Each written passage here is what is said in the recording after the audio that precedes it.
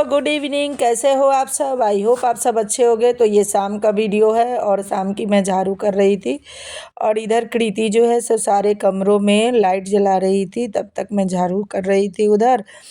बाहर में तो अभी काफ़ी दिन रहता है, मगर मेरा घर ग्राउंड फ्लोर में होने के कारण या पता नहीं किस कारण से लगता है ना कि मतलब जैसे थोड़ा सा ही 4 ही बजता है ना, तब तक सारे कमरों में अंधेरा सा लगने लगता है। तो इसलिए मैं घर का जो भी बारन है ना वो बाहर फेंकी नहीं, सीधे डस्टबिन में डाल दिया। तो पूरा घर मेरा अब चकाचक हो चुका है। देखिए अभी कितना दिन है, मैं इसलिए थोड़ा सा शूट कर दी कि देख के आपको पता चलेगा। और बाहर जो है ना, इधर साइड में मेरा बेटा झाड़ू लगा दे रहा था, क्योंकि हम लोग जब बैठते हैं ना दिन में तो कुछ कुछ खाते होते हैं तो थोड़ा बहुत गंदा हो जाता है। और उसके बाद सारे कमरों में अरोमा के लिए इसमें कपूर रखकर, जब तक मैं साँझ बाती करने के लिए हाथ पैर धोने गई थी तो कृति सभी कमरों में ये जो मंगवाया है ना इसमें अपना कपूर डाल रही थी, ताकि सारे कमरों में एक सुंदर सा अरोमा फैल जाए। और ये वाला मैंने ऑनलाइन परचेज किया था। ये तो मुझे ये इसी के बारे में मैं बोल रही थी कि ये मुझे मोम सा लगा।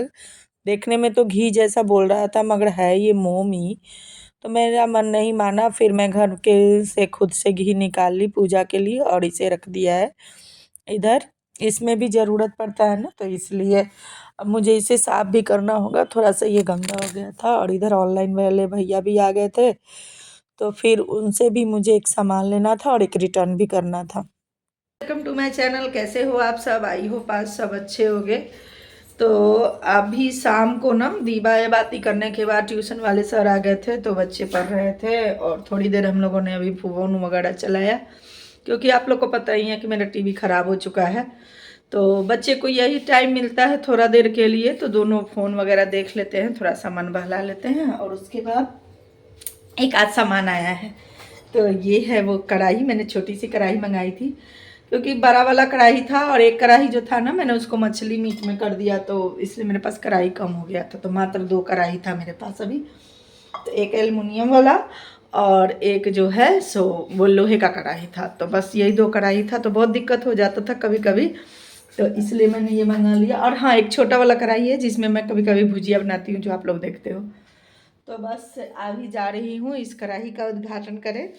हमारे तरफ होता है ना कि कोई भी नई चीज़ आए, नया बर्तन आए, तो सबसे पहले मीठा बनाते हैं। तो अभी बच्चों ने कहा है मूंग दाल का हलवा बनाने के लिए, तो वही जा रही हूँ बनाने। तो चलिए फिर। तो मूंग दाल को मैंने दिन में ही पीस कर रख लिया था, तो उसका वीडियो शूट नहीं किया था। तो वो पीसा हुआ आधा के डब्बा के करीब रखा हुआ है, ज़्यादा ही पीस लिया था कि कभी कभी ना बड़ी या बेसन की सब्जी वगैरह खाने का मन करता है ना, तो उसमें ये दाल अगर बना हुआ हो तो ठीक रहता है। वैसे भी मैं बाहर का बेसन यूज नहीं करती हूँ, जब भी यूज करती हूँ अपने हाथों से बना हुआ बेसन, और खासकर मूंग दाल का बेसन ही। सब्जी बनाऊँ, पकौड़े बनाऊँ, जो भी कुछ बनाऊँ इसी का यूज करती हूँ, पैकेट वाला बेसन का यूज नहीं करती।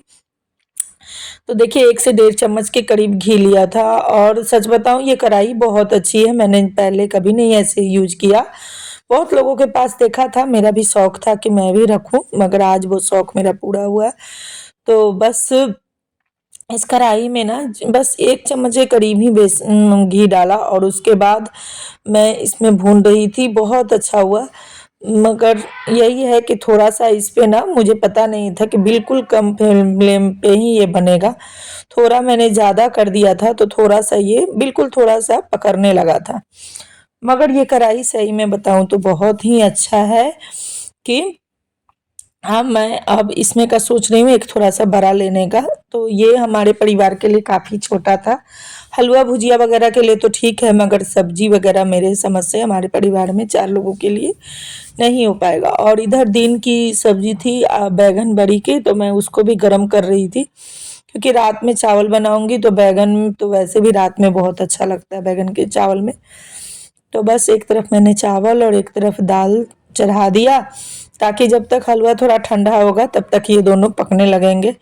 क्योंकि अब खाने का बनाने का भी समय हो गया था रात के खाने का, तो मैं सोचा कि जब तक हम लोग हलवा वगैरह खाएंगे तब तक इधर मेरा चावल दाल होगा। तो बस अब मैं सबको सर्व कर दूंगी। और इसके पापा थे नहीं, तो वो तो अपने दोस्त लोगों के साथ रात की जो उनका रहता है अपना, तो वहीं पे रहते हैं। रात का खाना तो लगभग वो अपने ग्रुप में ही खाते हैं। तो 5-6 दोस्त हैं जो रोज़ अपना कुछ ना कुछ बना लेते हैं और खा लेते हैं। आप लोगों को बताई हैं कि मंडे, ट्यूसडे और थर्सडे को ही वो घर में खाना खाते हैं, बाकी दिन वो लोग अपना नॉन वेज खाते हैं। सभी लोगों के परिवार में ऐसा है कि उनके घर में ना रोज रोज मीट मछली नहीं बनता, इसीलिए ये सभी दोस्त मिलकर अपना एक जगह है, उन जगह पर अपना सब लोग मिलकर अपना पार्टी कर लेते हैं, अपना बना लेते हैं। तो बस अब इधर हमारी भी पार्टी चल रही है, तो हम भी अपने दोनों बच्चों के साथ आ गए हैं। बच्चे यहाँ पढ़ रहे थे हीटर जला के, तो मैंने उससे कहा था कि हीटर की ये लाइट बंद कर दो, कि अजीब सा इसका ना लाइट होता है ना, तो लगता है जैसे आंखों में चुभ रहा है, तो वही मैं बंद करवा दी थी। और ये लोग ठंड काफ़ी है ना, तो इस वजह से ये लोग हीटर चला कर ही पढ़ते हैं। अंदर कमरा बंद कर लेते हैं तो ये लोग को आराम लगता है, पर पता नहीं क्यों मुझे तो इसका जो है ना वो चुभता है। तो इसके बाद हम लोग खा भी रहे थे और गपशप भी कर रहे थे कि हलवा कैसा बना है न्यू कढ़ाई में, और यही सब कुछ थोड़ी बहुत बातचीत हो रही थी। और साथ के साथ मैं फिर खाना खाने के बाद आ गई थी किचन में। और इधर मेरा जो दाल है ना वो सीटी पे सीटी दे रहा था, यानी कि दाल लगभग हो चुका था और चावल का अदन भी हो चुका था। तो मैं इसमें चावल धो के गई थी तो उसे मिला दिया। 1-2 सीटी और दाल में मुझे देना था। 4 सीटी में दाल उतारती हूँ तो 2 सीटी शायद हुआ था, उतना मुझे याद नहीं कि कितना हुआ था, मगर अभी थोड़ा सा था समय। तो बस चावल मिलाने के बाद मैं इधर लग गई थी बर्तन वगैरह खाली करने में। तो कल 26 जनवरी है तो उसके बारे में भी सोच रही थी कि कपड़ा बउआ का प्रेस करना होगा। उसे उसने परेड वगैरह में तो भाग नहीं लिया है, मगर हमारे तरफ से कोई मनाही नहीं थी, उसकी खुद की इच्छा थी, नहीं भाग लिया। और उसे लग रहा था कि संडे को पड़ रहा है ना, तो कहीं गाड़ी नहीं आएगा। मैंने पूछा कि क्यों भाग नहीं लिया, तो वही बता रहा था कि मुझे लगा कि संडे को कहीं स्कूल की गाड़ी नहीं आएगी और पापा को भी तो कितने जगह जाना होता है, तो पापा कहीं नहीं लेकर जाएंगे। तो इस वजह से वो परेड में अपना नाम जो लिखवाया था वो कटवा दिया। पहले तो उसने लिखवाया था, बाद में ये सोच के कटवा दिया, मगर आज मैसेज आया कि नई गाड़ी भी आएगी और जो बच्चे जो पेरेंट्स चाहते हैं कि खुद से लेके आए वो खुद से लेकर आएंगे। तो इस कारण से उसे समझ नहीं आया और उसने क्या किया कि नाम कटवा दिया अपना उसमें से। तो इस कारण वो परेड में हिस्सा नहीं लेगा। तो मैं तो जाती ही नहीं हूँ कभी भी बच्चों के मतलब ये सब फंक्शन में, क्योंकि इस सब फंक्शन में मतलब इनके साथ जाना होता है और इनको अपना कितने जगह जाना होता है, तो इनके पास समय ही नहीं रहता, इस कारण मैं नहीं जा पाती। और मेरे पास पर्सनल कोई गाड़ी है नहीं जिससे मैं जाऊं। और एक स्कूल के फंक्शन के लिए 300 रुपया लगा के ऑटो रिजर्व करके जाना बहुत बड़ी बात है हमारे मीडियम क्लास फैमिली के लिए। तो इतना पॉसिबल नहीं है कि छोटी छोटी बातों के लिए हमें एक ऑटो रिजर्व करे और फिर जाए। और उधर का ना थोड़ा रास्ता उल्टा पड़ जाता है, रोड वाली जो गाड़ी है ना वहाँ पे रुकती नहीं है ना, आप वहाँ रुक के कोई गाड़ी रोड वाली लेकर मतलब यहाँ से अगर चले भी जाओ, मेरे तरफ से तो रुकता है तो मैं चले भी जाऊँ, मगर उधर से आने में ना वहाँ पे गाड़ी नहीं रुकती है। तो जिस कारण अगर आप पर्सनल गाड़ी से गए हो तो ठीक है, नहीं तो फिर उधर से लेने में गाड़ी बहुत दिक्कत होता है, क्योंकि पता नहीं क्यों वहाँ पे रुकता नहीं है गाड़ी। तो इस वजह से मैं हमेशा रिजर्व ही करके जाती हूँ और मुझे रिजर्व ही करके जाना पड़ता है। तो ये छोटा छोटा बात के लिए बार बार कहूँगी तो इसके पापा भी तैयार नहीं होंगे, क्योंकि 300-400 रुपया लेता है यहाँ से ऑटो वाला, आधे घंटे की दूरी पड़ती है उसके स्कूल का, तो वो तैयार नहीं होते। तो इस कारण से मैं नहीं जा पाती, कभी भी कोई भी फंक्शन वगैरह का प्रोग्राम होता है ना तो नहीं जा पाती। सिर्फ पेरेंट्स टीचर मीटिंग में ही इसके पापा गाड़ी रिजर्व करते हैं तभी मैं जा पाती हूँ, वो भी फाइनल एग्ज़ाम में ही छमाही जो होता है ना उसमें नहीं जा पाती। तो खैर ये तो मेरे जीवन का सत्य है, मुझे ऐसे ही अपना जीवन काटना होगा, क्योंकि मैं अब तो मुझे लगता है कि अब कुछ बदलेगा नहीं। अब तो इतने साल शादी को हो गए और अभी तक कुछ नहीं बदला, तो अब क्या बदलेगा। पहले तो थोड़ी बहुत उम्मीद भी थी कि हाँ कुछ मेरे ज़िंदगी में सुधार आएगा, या ये गांव छोड़ के शहर में जाएंगे तो फिर बच्चे भी जाएंगे तो शायद मैं भी छोटी छोटी चीज़ों को इंजॉय कर पाऊंगी, मगर अब ऐसा नहीं लगता।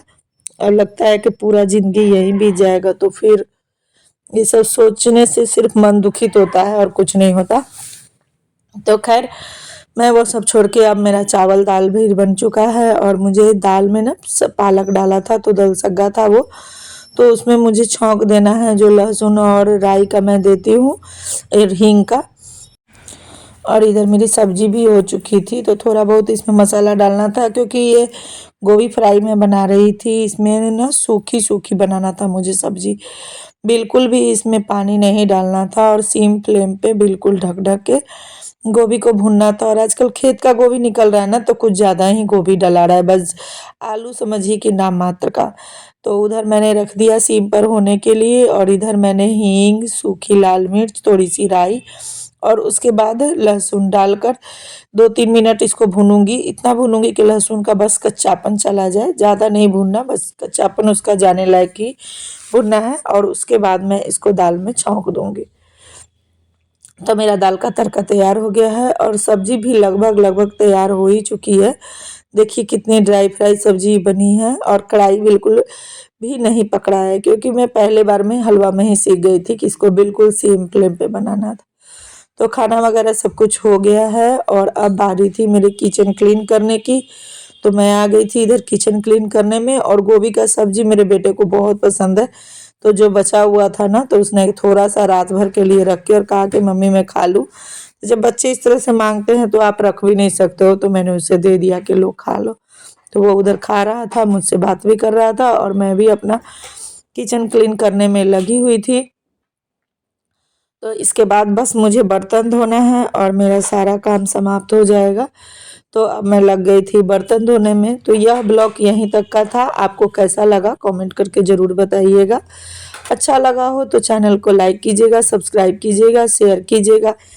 मिलते हैं नेक्स्ट ब्लॉग में, तब तक के लिए बाय बाय। और आप सभी को गणतंत्र दिवस की ढेरों शुभकामनाएं। हैप्पी 26 जनवरी।